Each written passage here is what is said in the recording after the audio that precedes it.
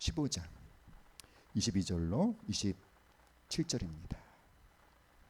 우리 구약성경 76페이지. 다 같이 한 목소리로 읽겠습니다. 시작. 모세가 홍해에서 이스라엘을 인도하매 그들이 나와서 수르 광야로 들어가서 거기서 사흘 길을 걸었으나 물을 얻지 못하고 마라에 이르렀더니 그곳 물이 써서 마시지 못하겠으므로 그 이름을 마라라 하였더라.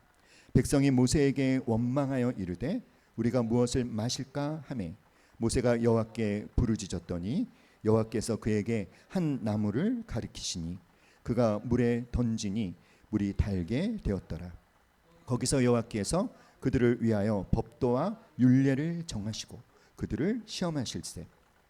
이르시되 너희가 너희 하나님 나 여호와의 말을 들어 순종하고 내가 보기에 의를 행하며 내 계명에 귀를 기울이며 내 모든 규례를 지키면 내가 애굽 사람에게 내린 모든 질병 중 하나도 너희에게 내리지 아니하리니 나는 너희를 치료하는 여호와임이라.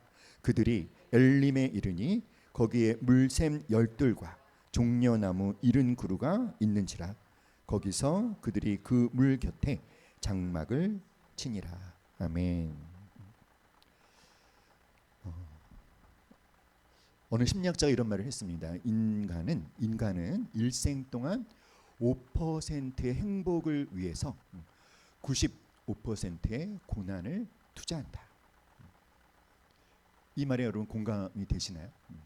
5%의 행복을 위하여 95%의 고난을 투자하며 살아간다.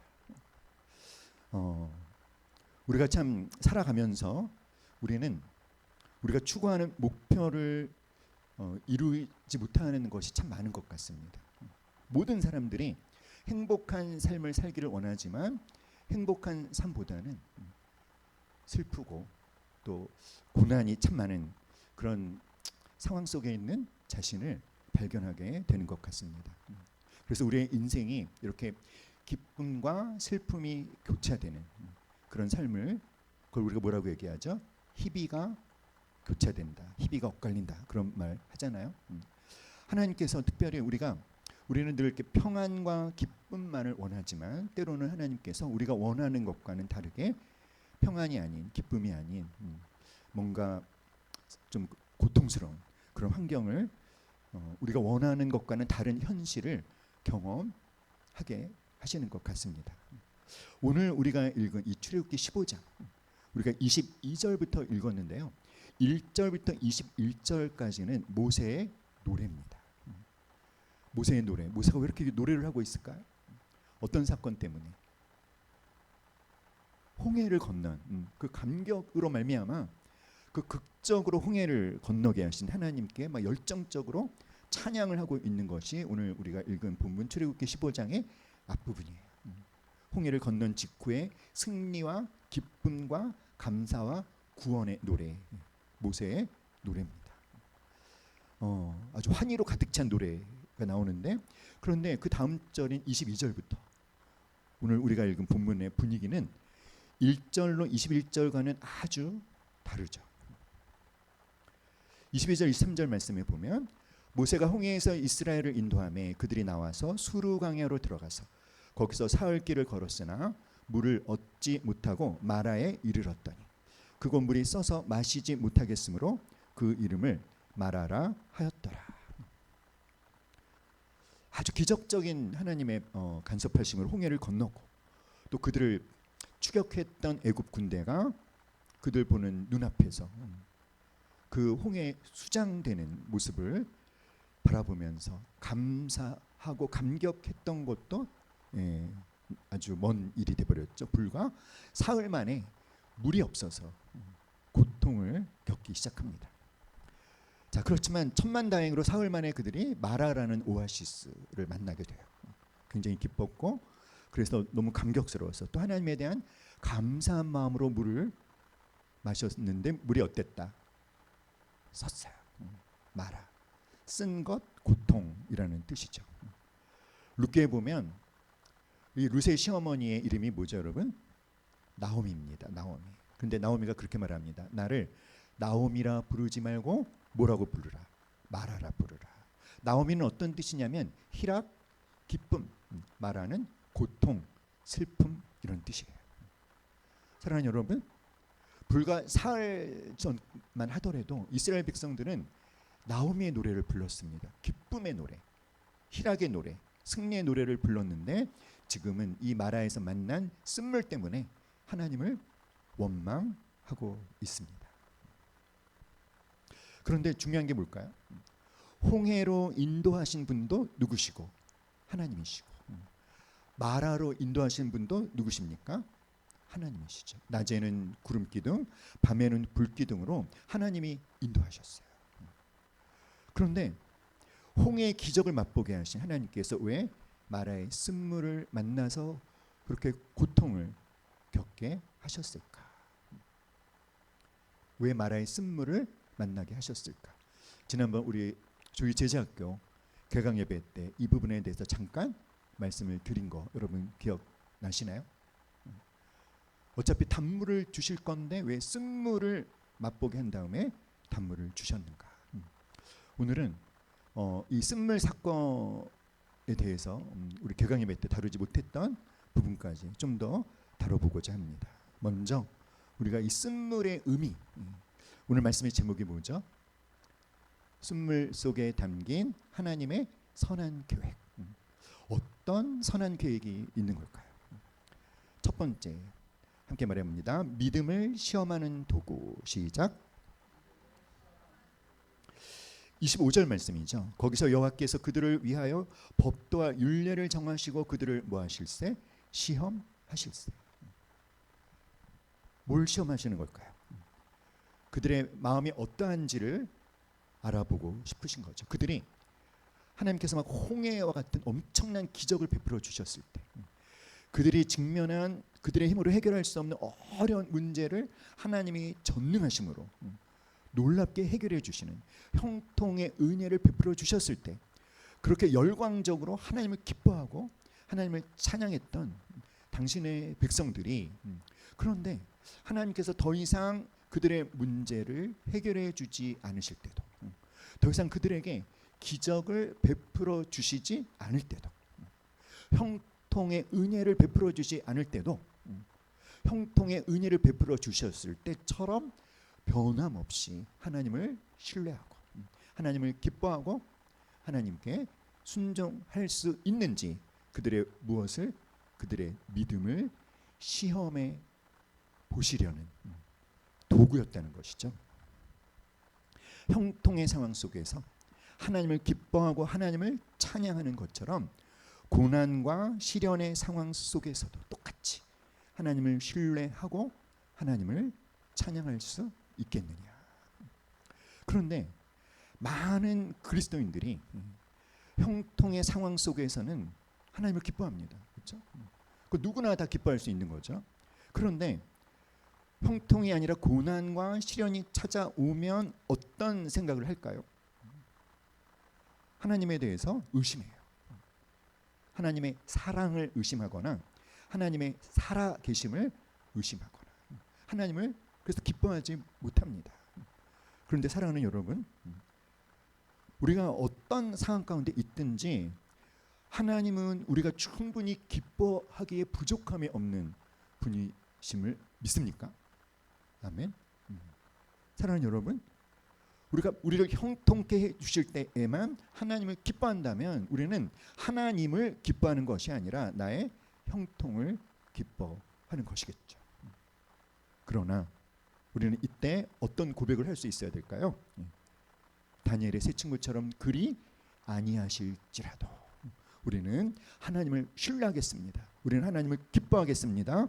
하나님께 순종하겠습니다. 라고 해야 될 줄 믿습니다. 많은 그렇지 못한 것이 우리의 연약함이 아닌가 생각해요. 평안할 때는요, 우리의 본색이 드러나지 않는데요. 그런데 아픔이 오고 뭔가 이렇게 고배를 마실 때 비로소 우리의 본색이 드러난대요. 우리가 승리할 때면 누구든지 나는 기뻐요, 정말 기뻐요 이렇게 할 수 있지만, 그러나 우리가 패배를 맛볼 때, 그럴 때 비로소 우리의 무엇이 드러난다? 우리의 진면목이 드러나는 거죠. 우리는 그때 뭐 합니까? 이스라엘 백성들은 어떻게 했습니까? 원망과 원성을 쏟아냈어요. 사랑하는 여러분, 그래서 하나님께서는 우리가 쓴물을 만났을 때 어떻게 반응하는지를 아주 관심을 갖고 보십니다. 사실은 우리가 정말 믿음을 발휘해야 될 때가 언제냐면 쓴물을 만났을 때예요. 쓴물을 만나면 또 사단이 우리를 공격합니다. 하나님의 사랑에 대해서 의심하라고 막 어두운 생각들을 집어넣는 거죠. 그럴 때 사랑하는 여러분, 더욱 믿음을 발휘하셔서 하나님은 나를 여전히 변함없이 사랑하신다는 것을 의심하지 않으실 수 있기를 간절히 기도합니다. 쓴물을 만났을 때 하나님이 우리를 관심 있게 보셔요. 원망의 반응을 하는지 믿음을 발휘하는지. 근데 그때 우리가 믿음을 발휘하면 함께 말해 볼까요? 하나님께서 새 길을 열어 주신다. 오늘 본문에 보면 쓴물을 만났을 때 모세의 반응과 이스라엘 백성들의 반응이 너무 다르죠. 이스라엘 백성들은 원망했지만 모세는 부르짖어 기도했습니다. 사랑하는 여러분, 쓴물을 만났을 때 기도하시기 바랍니다. 원망하지 말고 기도하시기 바랍니다. 쓴물의 의미 첫 번째는 무엇이다? 우리의 믿음을 시험하는 도구다. 야고보서 1장 2절, 내 형제들아 너희가 여러 가지 시험을 당하거든 온전히 기쁘게 여기라. 이는 너희 믿음의 시련이 인내를 만들어내는 줄 너희가 알미라. 사랑하는 여러분, 마귀가 우리를 유혹하는 것은 우리를 무너뜨리려고 유혹하는 것이지만 하나님께서 우리를 시험하시는 것은 우리의 믿음을 성장시키시려고 시험하시는 거예요. 그리고 우리는 이 시험을 통해서 또 하나님의 성품을 닮아가게 되는 것입니다. 쓴물의 의미 두 번째, 순종의 훈련입니다. 25절 말씀에 보니까 모세가 여호와께 부르짖었더니 여호와께서 그에게 한 나무를 가리키시니 그가 물에 던지니 물이 달게 되었더라. 여러분, 지금 이스라엘 백성들에게 필요한 게 뭐죠? 단물이에요, 단물. 하나님이 쓴물을 변하여 단물을 만들어 주셔야 되는데 하나님은 그냥 나무를 지시하셨어요. 여러분, 쓴물이 달아지는 것과 나무 관계가 있어 보입니까? 아무 관계가 없어 보입니까? 아무 관계가 없죠. 그런데 모세는 하나님께서 지시하신 그 나무를 물에 던졌어요. 뭐 한 것이죠? 순종한 거예요. 너무 이상해 보이는, 너무 말이 안 되는 하나님의 해결 방안에 모세는 그냥 순종했더니 물이 어떻게 되었더라? 쓴물이 달아졌어요. 그리고 나서 하나님께서 이렇게 모세를 통해서 이렇게 말씀하십니다. 25절 뒷부분에 보시면 여러분도 성경에서 한번 같이 보십시오. 모세가 여호와께 부르짖었더니 여호와께서 그에게 한 나무를 가리키시니 그가 물에 던지니 물이 달게 되었더라. 자, 그 다음에 뭐 하셨죠? 거기서 여호와께서 그들을 위하여 법도와 율례를 정하시고 그들을 시험하실세. 자, 이게 중요합니다. 26절 시작. 이르시되 너희가 너희 하나님 나 여호와의 말을 들어 순종하고 내가 보기에 의를 행하며 내 계명에 귀를 기울이며 내 모든 규례를 지키면 내가 애굽 사람에게 내린 모든 질병 중 하나도 너희에게 내리지 아니하리니 나는 너희를 치료하는 여호와임이라. 그러니까 이 쓴물을 만난 이 사건을 통해서 하나님은 당신의 백성들에게 아주 중요한 한 가지 하나님의 통치 원리를 가르쳐 주고 싶으셨어요. 하나님의 통치 원리 무엇입니까? 하나님의 말씀에 순종하는 자에게 하나님은 모든 질병을 치유해 주시는 은혜를 베푸신다. 순종하는 자에게 하나님은 축복, 불순종하는 자에게는 축복의 반대인 저주. 이것이 하나님의 통치 원리라는 것을 이 쓴물을 만나는 이 경험을 통해서 깨닫게 하시고 싶으셨던 거죠. 여호와의 말을 들어 순종하고 내가 보기에 의를 행하며 내 계명에 귀를 기울이며 내 모든 규례를 지키며 애굽 사람에게 내린 모든 질병 중 하나도 너희에게 내리지 아니하리니. 그러면서 하나님은 하나님이 어떤 분이신지를 계시해 주시죠. 하나님은 어떤 분이십니까? 너희를 치료하는 여호와임이라. 사랑하는 여러분, 여러분 배우셨잖아요. 인생의 목적은 성공이 아니라 무엇이다? 인생의 목적은 성공이 아니라 성품이다. 기억나시죠? 자, 이 성품 중에서 하나님이 가장 귀하게 여기시는 성품, 모든 성품 중에 가장 기초가 되는 성품, 바로 뭡니까 여러분? 순종입니다. 순종. 그래서 성품 훈련을 할 때 제일 먼저 훈련하는 성품이 순종이에요. 순종이 뭐보다 낫다? 제사보다 낫다. 할렐루야. 순종하면 하나님께서 하나님이 준비하신 그 모든 하늘의 신령한 복을 내려 주시는 줄 믿으시기 바랍니다. 쓴물의 두 번째 의미는 무엇이다? 순종의 훈련을 하시는 거예요.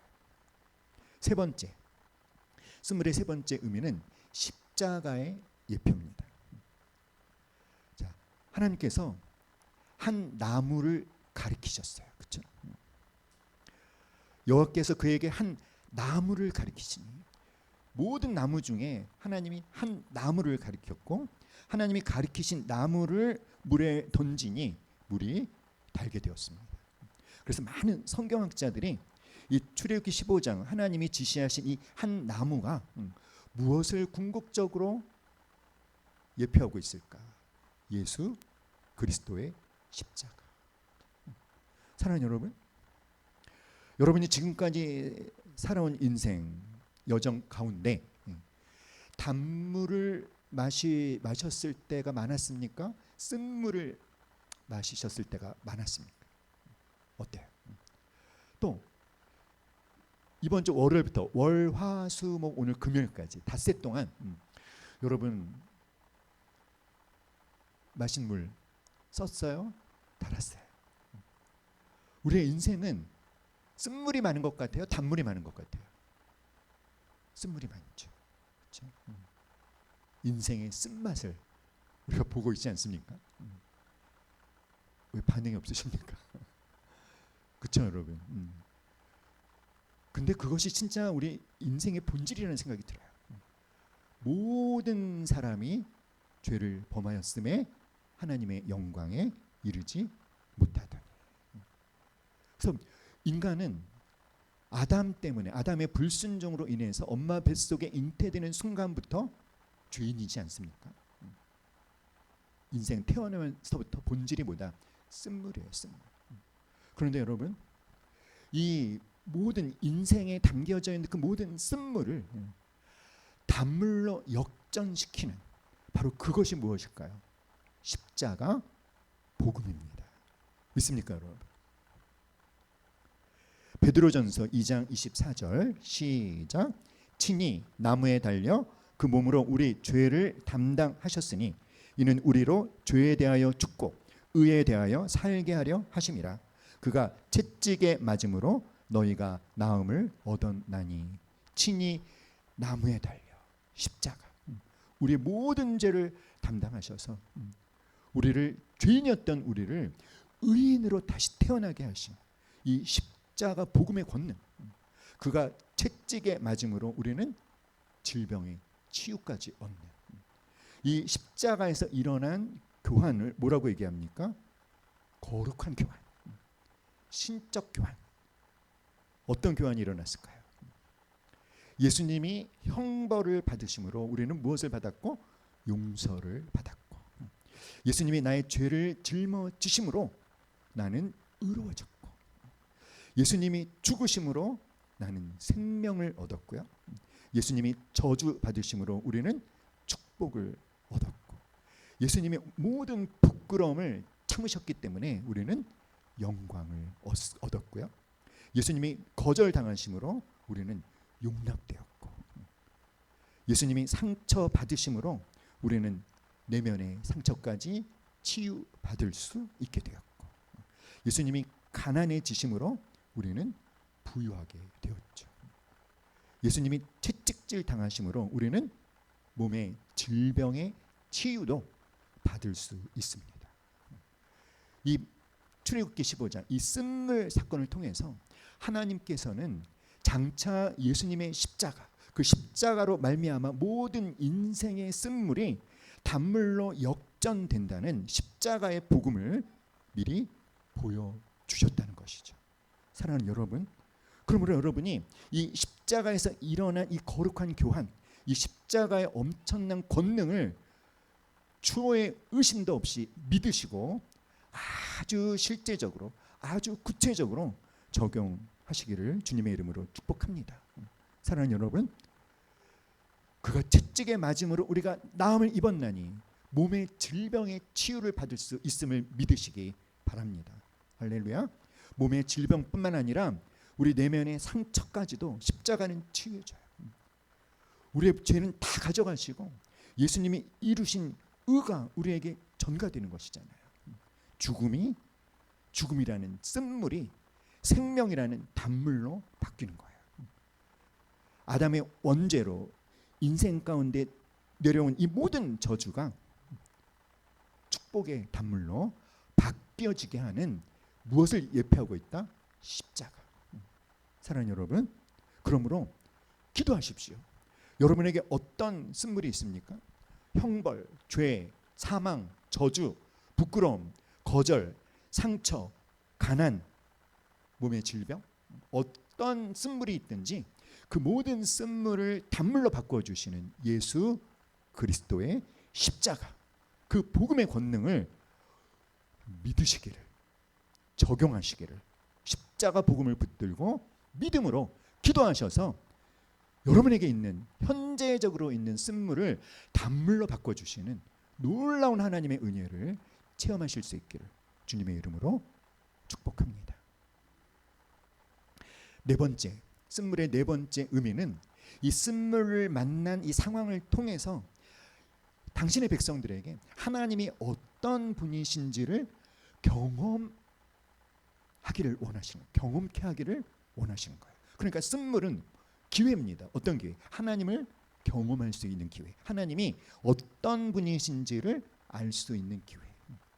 사랑하는 여러분, 지금 여러분이 쓴물을 만났나요? 그 쓴물은 뭐 어떤 기회다? 하나님을 경험할 수 있는 기회. 믿습니까?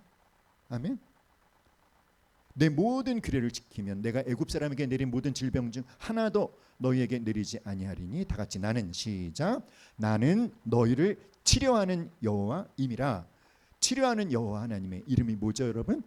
여호와 라파.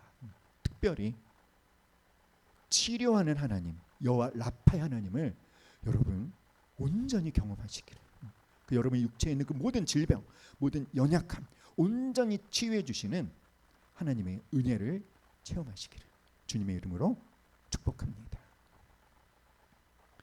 자, 그러면 쓴물을 만났을 때 여러분 하지 말아야 될 게 있어요. 그리고 해야 될 게 있습니다. 아까도 말씀드렸지만 쓴물을 만났을 때 모든 이스라엘 백성들은 하나님께 원망했어요. 그러나 모세는 부르짖어 기도했습니다. 여러분 원망하시겠습니까? 기도하는 사람이 되시겠습니까? 기도하는 사람 되시기 바랍니다. 원망하면 안 되는 이유가 뭘까요? 고린도전서 10장 6절로 10절에 보면 광야에 사는 동안 이스라엘 백성들이 하나님 앞에 저지른 네 가지 악에 대해서 고발하는데, 그 네 가지 악이 뭐냐면 우상숭배, 음행, 하나님을 시험한 것, 그리고 네 번째가 원망이에요. 근데 뭐라고 말씀하고 있냐면 그 원망하다가 그들이 광야에서 멸망당했다, 이렇게 말합니다. 원망당하면 어떻게 된다? 마지막이 멸망이라는 거예요. 그래서 여러분 잠언 19장 3절에서는 원망하는 사람, 어떤 사람이 원망한다? 미련한 사람이 원망한다 이렇게 말하고 있습니다. 그리고 민수기 21장 6절에서는 원망하면 그렇죠. 그들의 길이 험해서 원망하다가 불뱀에게 물려서 죽었잖아요. 이 불뱀이 사단을 상징하는 거예요. 우리가 쓴물 앞에서 원망하면 그것은 뭐다? 사단에게 틈을 내주는 거예요. 사단에게 물리는 것입니다. 독이 퍼져서 죽는 거죠. 그러므로 여러분 원망하지 마십시다. 아멘.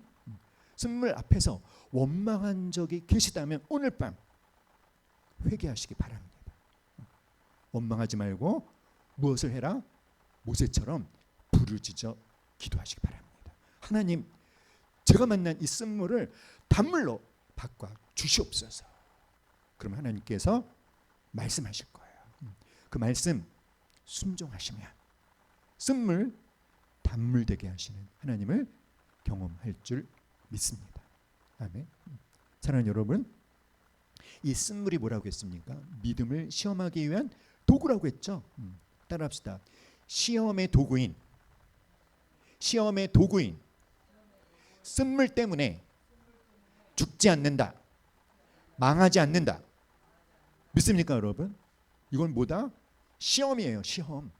훈련이라고요. 보세요, 여러분. 27절을 읽어볼까요? 시작.